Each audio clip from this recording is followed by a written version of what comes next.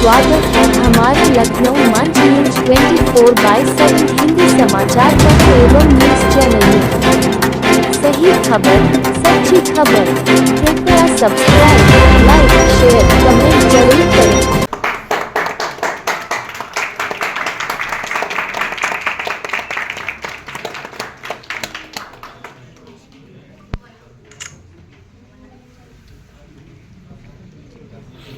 आइए सर, खाने फोटो ले लो। आइए सब आ जाइए पीछे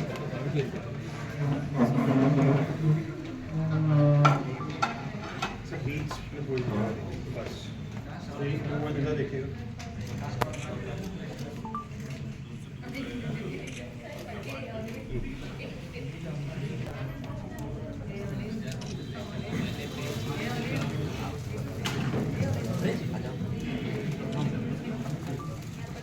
इधर देखिएगा सर, एक बार और।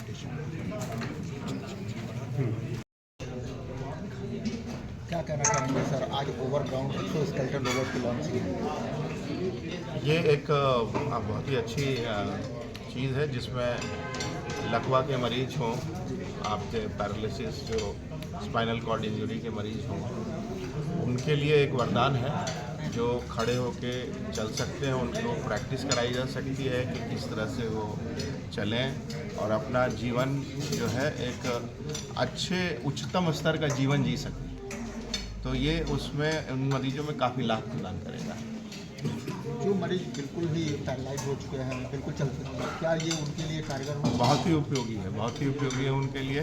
अब जैसे पहले उनको 3-4 लोग 5 लोग उठ के उठा रहे हैं, फिर चला रहे हैं, लेकिन इसमें उनके ट्रंक के बैलेंस को मेंटेन करते हुए जितना जो बायोमैकेनिक्स है उसको मेंटेन करते हुए कितना जो है प्रेशर पैर पे डालें और किस तरह से वो अपने आप को आगे एक मोबिलिटी की तरफ लेके जा सकते हैं, इसमें वो बहुत सहायक है। सर, आमतौर पे कितना टाइम लगता है पेशेंट को ये रोबोट के साथ? देखिए, डिपेंड करता है कितनी इंजरी हुई है, ब्रेन को कितनी इंजरी हुई है, स्पाइनल कॉर्ड में कितनी इंजरी है, किस तरह की इंजरी है, उस पर भी डिपेंड करता है। लेकिन यहाँ पे एक कंसेप्ट होती है ब्रेन को सिखाने की। ब्रेन का जो एरिया जो पहले से काम कर रहा होता है वो अब डैमेज हो गया। अगर लकवा की बात करें तो ब्रेन के जो हिस्से बचे हुए हैं उन हिस्सों को सिखाने में प्लास्टिसिटी कंसेप्ट बोलते हैं, उसमें ये कारगर होगा। जैसे जैसे पेशेंट अपना कार्य सुचारू रूप से करते जाएगा, ब्रेन उसको सीखने की कोशिश करेगा, जो उसके नए जो बचे हुए सेल्स हैं, और वो सीखने के उपरांत तो उसके बाद वो अपना काम हो सकता है पूर्ण रूप से ना कर पाए, 100% ना हो, लेकिन 60%, 80%, 90% तक वो उसमें सुधार लेके आ सकता है। और ये उनके लिए बहुत उपयोगी होता है क्योंकि उनके जीवन शैली को वो बदल देगा। मैं doctor Prabhat Ranjan, physiotherapist, department of neurology, AIIMS new Delhi.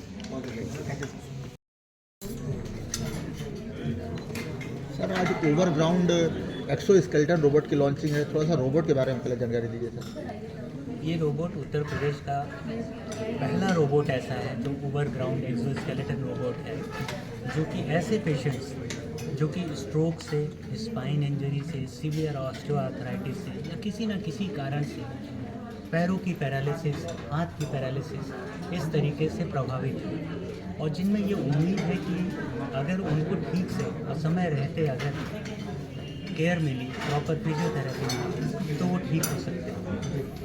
तो ये रोबोट एक यूनिक इस मामले में है कि ये पर्सनलाइज केयर देता है।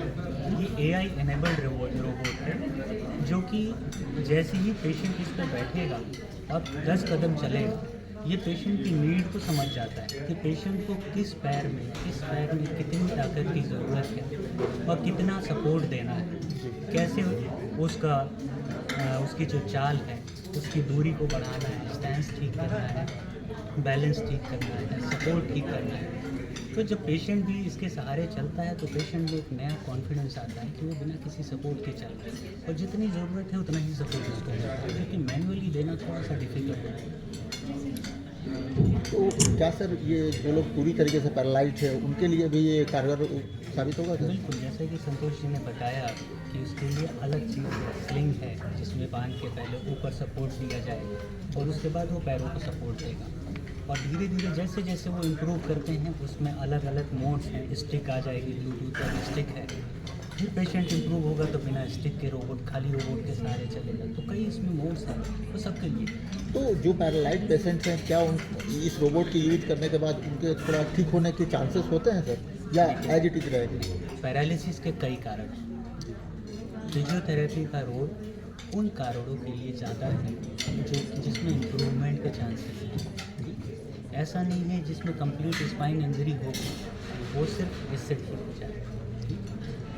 ये वो इंजरी है जिसमें कि एक डॉक्टर, एक फिजिशियन, एक फिजियोथेरेपिस्ट ये उम्मीद करता है कि इसमें रिकवरी होगी। और न्यूरो रिहेबिलिटेशन एक टीडियस प्रोसेस है, टाइम टेकिंग प्रोसेस है, जिसमें धैर्य रखना बहुत ज़रूरी है कि आप धैर्य रखिए, पेशेंस रखिए और अपना काम करते रहिए। जो इम्प्रूवमेंट होना है वहाँ इम्प्रूवमेंट होगा। जैसे कई बार होता है क्योंकि माइनर स्पाइनल कॉर्ड इंजरी रहती है, उसके बाद पैरालिसिस हो जाती है, फिर हमने ऑपरेट किया और कंप्रेशन हटा दिया, वहाँ पैरालिसिस इम्प्रूव होने के चांसेस रहते हैं क्योंकि थोड़ी सी पावर है, पैरालिसिस के चांसेस। लेकिन अब इसमें टाइम लगना है। इस दौरान अगर एक अच्छा केयर मिले, एक पर्सनलाइज केयर मिले तो इम्प्रूवमेंट काफ़ी अच्छा होगा।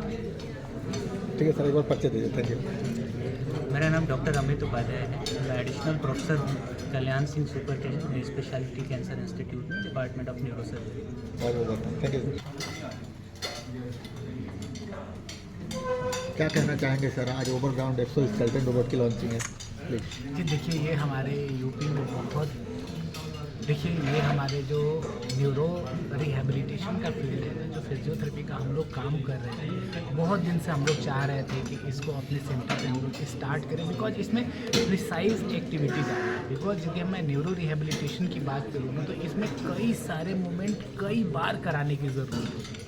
तो जब पेशेंट न्यूरोलॉजिकली जैसे स्ट्रोक है, या फिर यदि मैं बात करूँ स्पाइनल कार्ड इंजरी हो गई, ट्रोमेटिक ब्रेन इंजरी हो गई, जिनमें बैलेंसिंग नहीं है, या जो सीपी चाइल्ड है, यानी कि जो बच्चे चल नहीं पा रहे हैं, उनको जब हम ज़्यादा रिपीटेशन, ज़्यादा एक्यूरेसी के साथ करने जा रहे थे, तो जो हमारा ट्रेडिशनल ट्रीटमेंट प्रोटोकॉल है, जैसे कि हम पैरेलल बार यूज करते हैं, जैसे हम लोग एक हैंगिंग जो है ना, एक सपोर्ट यूज करते हैं, या फिर जब वॉकिंग कराते हैं तो वॉकर या स्टिक का यूज करते हैं, उससे कई गुना ज़्यादा एक पर्टिकुलर, एक स्पेसिफिक और एक टारगेट ओरिएंटेड मूवमेंट ये करता है, जिससे कि हमारी रिकवरी कंपैरेटिवली 30 से 33% फास्टर हो जाती है। सर क्या पेशेंट ये रोबोट बाई करके अपने घर ले जा सकता है, या इसको वो सेंटर पे ही जाके वो कराना होगा? देखिए, बहुत अच्छा क्वेश्चन है आपका, बिकॉज ये यदि इसकी कॉस्टिंग की बात करूँ तो इसका एक ही मेन प्रॉब्लम आ रही है कि ये बहुत ही एक्सपेंसिव एक्सोस्केलेटन है, बिकॉज हमें नहीं लग रहा है कि हर पेशेंट इसको अफोर्ड कर पाएगा, क्योंकि अफोर्डेबिलिटी इसकी एक बहुत बड़ी समस्या है।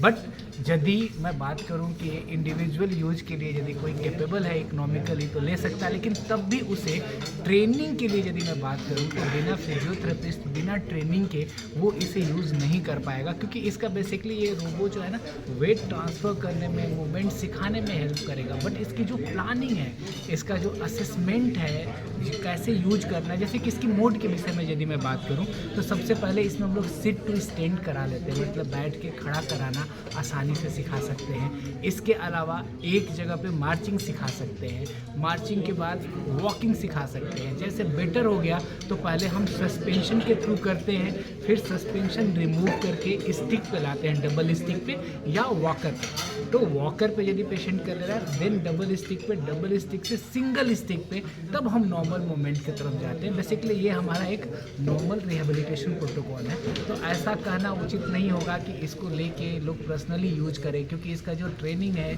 इसका जो डे बाय डे एडॉप्टेशन है, उसमें एक स्किल फिजियोथेरेपिस्ट का रिक्वायरमेंट है जो इसको प्रॉपर गाइड करे। एक बार सर परिचय दीजिए। बहुत मैं doctor Santosh Kumar Upadhyay, neuro physiotherapist. Basically मैं पीएचडी हूँ फिजियोथेरेपी में, और मास्टर मेरा न्यूरो में है, और एक्स्ट्रा केयर फिजियोथेरेपी में मैं 20 साल से एज ए फिजियोथेरेपिस्ट काम कर रहा हूँ। बहुत धन्यवाद। Thank you sir.